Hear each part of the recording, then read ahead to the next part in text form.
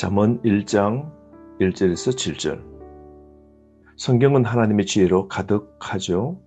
지혜 문학 5건인데요. 욥기, 시편, 잠언, 전도, 아가서. 이 말씀을 보면 하나님의 지혜가 여기에 가득 담겨 있음을 읽을 때 깨닫게 됩니다. 잠언은 특별히 우리에게 과거 세대의 교훈을 배우도록 도전하는데요. 암과 깨달음을 우리에게 줍니다. 잠언 문체의 특징은 간결하고요.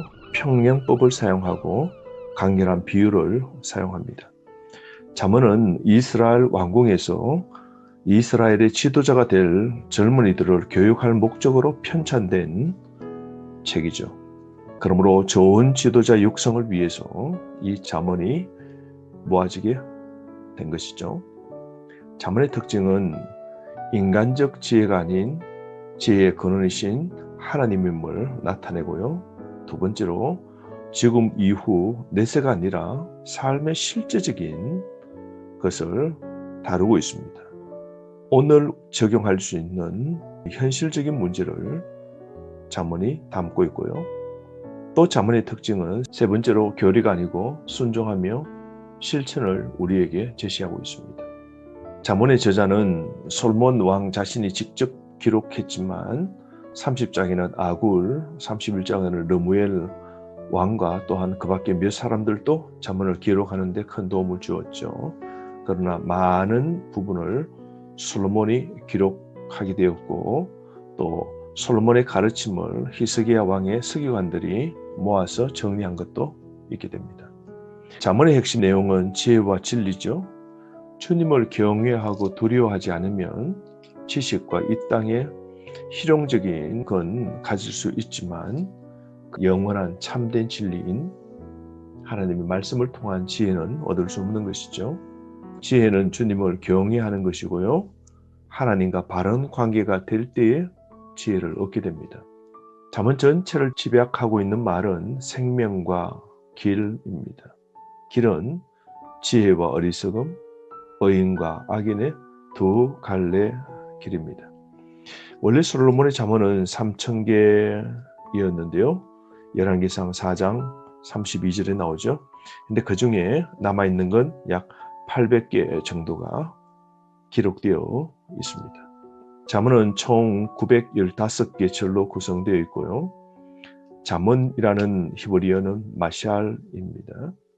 특별히 잠언은 31장인데요. 매일 한 장씩 지혜를 묵상할 수 있어 좋은 것 같습니다.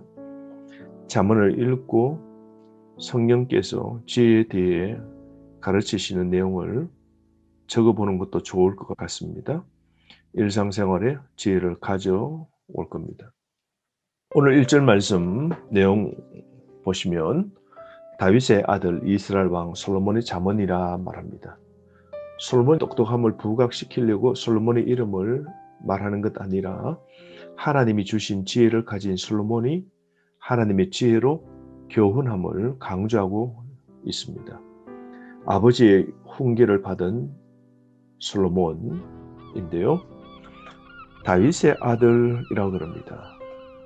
다윗은 하나님의 지혜 말씀에 순종했던 솔로몬의 아버지이죠.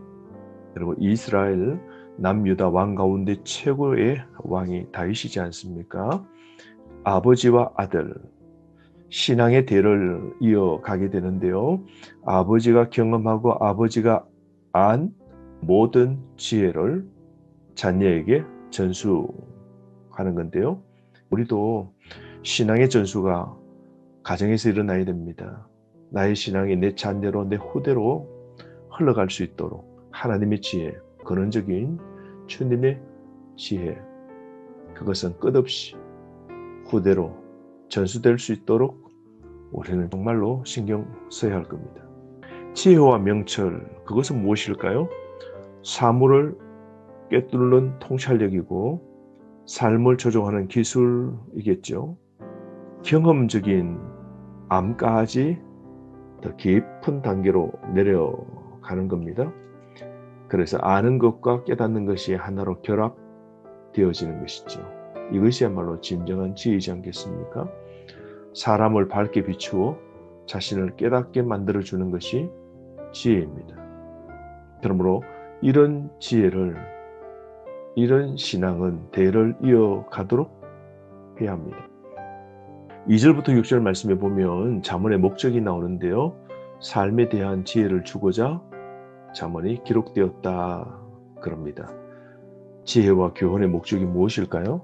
첫 번째가 2절 말씀입니다. 지혜와 훈계를 알게 하며 명철의 말씀을 깨닫게 하기 위해서라 그러죠. 하나님 말씀을 깨달아 알게 하려는 목적으로 기록된 겁니다. 두 번째로 3절인데요. 지혜롭게, 공의롭게, 정의롭게, 정직하게 행할 일에 대하여 훈계받게 하기 위해서라고 그러죠. 즉 지혜롭게 행동하려는 목적으로 잠언에 기록되었습니다. 지혜로 가장 현명하게 처신하도록 하려고 기록된 것이죠. 지혜를 갖고 있을 때에 의롭게 되고 공평하게 결정하고 정직하게 처신하도록 해주는 것이죠. 세 번째로 잠언의 목적이 무엇일까요? 4절입니다. 어리석은 자를 슬기롭게 하며 젊은 자에게 지식과 건신함을 주기 위함이죠. 어리석은 자나 젊은 자나 둘 다가 미성숙한 자들이죠. 그래서 그릇된 판단과 미성숙해서 유혹에 잘 넘어질 수 있는 그런 나이죠. 이럴 때 특별히 사리 분별력이 있어야 되지 않겠습니까? 지혜를 가질 때 슬기롭게 대처할 수 있고 지식과 건신함을 받아서 바르게 후회 없는 삶을 살아갈 수 있는 것이죠. 네 번째로 잠언의 기록의 목적이 무엇일까요? 5절입니다. 지혜 있는 자는 듣고 학식이 더할 것이요 명철한 자는 지략을 얻을 것이라. 옳은 길로 갈 수 있는 능력이 필요하죠. 바른 길을 걷는 자, 후회 없이 인생길을 걸어가는 사람, 지혜로운 자요, 명철한 자일 겁니다. 그러므로 여러분, 우리가 지혜 있고 명철한 자로 지략을 얻기 위해서는 매일 하나님의 말씀을 읽고 듣고 묵상해야 됩니다. 참 지식이 있어야 흔들리는 세상에서 흔들리지 않으며 일생의 삶을 살아갈 수 있는 겁니다. 마지막으로 잠언의 목적이 다섯 번째로 무엇일까요? 6절입니다. 잠언과 비유와 지혜 있는 자의 말과 그 오묘한 말을 깨달으리라. 지혜의 말을 깨닫게 하려고 잠언을 기록한 것이죠. 여기 나오는 네 단어가 같은 뜻인데요. 잠언, 비유, 지혜 있는 자의 말, 오묘한 말 모두가 하나님의 말씀을 나타내고 있는 겁니다. 하나님의 말씀, 그것을 우리가 잘 깨달아야 지혜 있는 자가 되는 것이죠. 7절 말씀, 잠언의 기초인데요. 잠언의 전체적인 내용의 기초가 무엇일까요? 그것은 여호와를 경외하는 것이 지혜의 근본임을 분명히 밝히고 있습니다. 7절입니다. 여호와를 경외하는 것이 지식의 근본이거늘 미련한 자는 지혜와 훈계를 멸시하느니라. 신본주의의 지혜관을 갖고 있죠. 여호와를 경외한다. 이 경외라는 단어 뜻이 무엇일까요? 두려워하며 섬기는 것입니다. 겸손하게 하나님을 존중함으로 두려워할 수 있는 것이죠.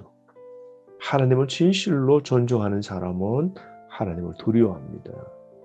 그럴 때 그는 삶 속에 바르게 일생을 이끌어 가게 되는 것이죠. 지혜는 하나님과 바른 관계에서 비롯됩니다. 지혜의 말씀을 깨달아 여호와 경외의 삶을 살게 하는 게 궁극적인 목적인 것이죠.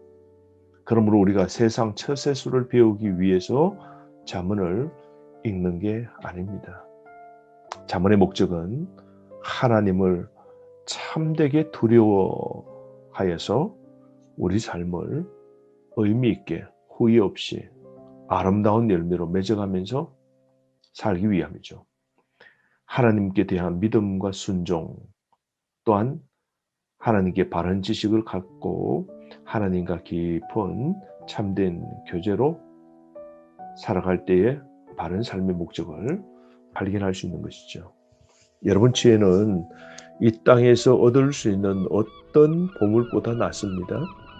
경건한 지혜는 우리를 하나님께로 더 가까이 이끕니다. 구원을 이끄는 지혜인 것이죠. 지혜는 하나님의 말씀과 하나님의 일에 순종함으로 얻게 되는 것입니다. 세상에서 악을 피하고 예수 그리스도에 대한 믿음에서 벗어나지 않으려면 하나님의 지혜가 매일매일 필요합니다.